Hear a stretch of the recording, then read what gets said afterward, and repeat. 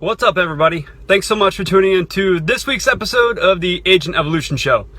So today what I want to talk with you about is our beautiful minds. And what I've come to understand is this. Although we have one brain, we have two minds. And the two minds are split into these categories. One is our logical, rational mind. This is where we're able to analyze information, situations, create reason, and just kind of a lay of the land. The other mind is our emotional mind. And this is where we harbor our emotions and feelings, and where we make up narratives about who we are and labels and identities. And so my question to you is this. Which one's running the show?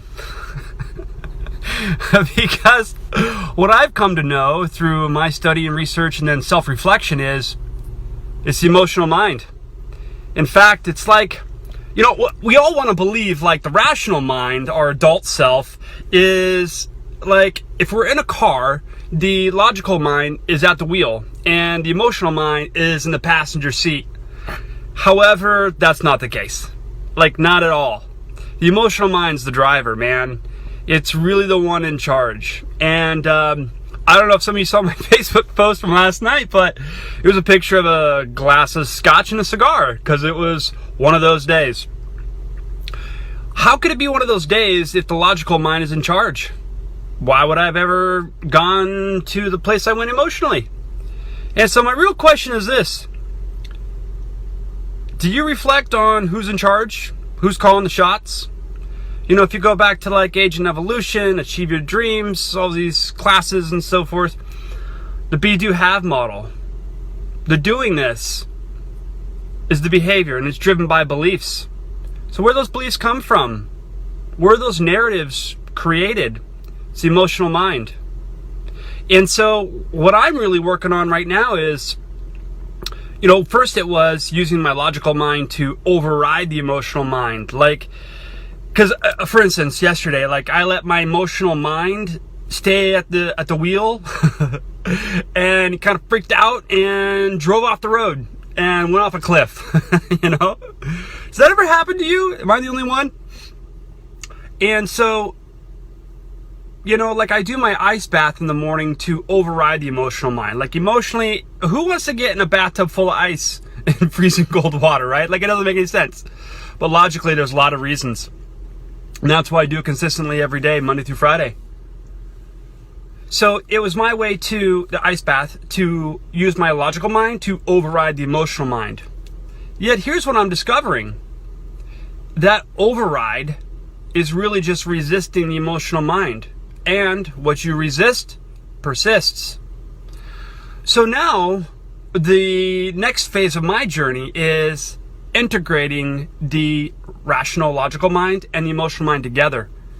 To sit with the emotional mind and not fight it, but listen to it and just understand it. Not to necessarily take its direction, but if I can have a conversation with it, understand where it's coming from, and get the emotional mind on my logical mind side so they work together in unison and harmony. Easier said than done. However, what if that was your normal come from? What if you could get yourself into action, empower yourself, because the emotional mind and the logical mind were working together? What kind of life would you be able to live? So, I invite you today to look at your emotions and feelings and, again, not necessarily identify with it, but come from a place of empathy and sit with it and just listen to what those emotions are. Again, not necessarily to take its direction, but to acknowledge it.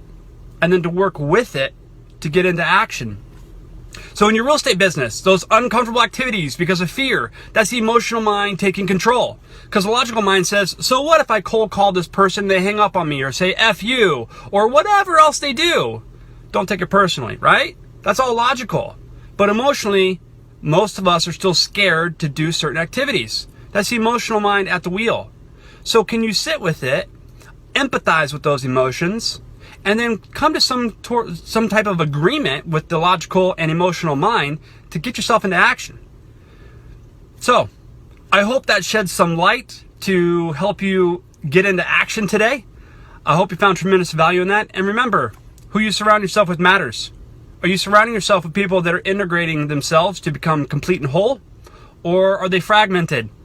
Because who you surround yourself with matters. We become a product of our environment. Choose wisely. Thanks so much for watching. Make it a great day.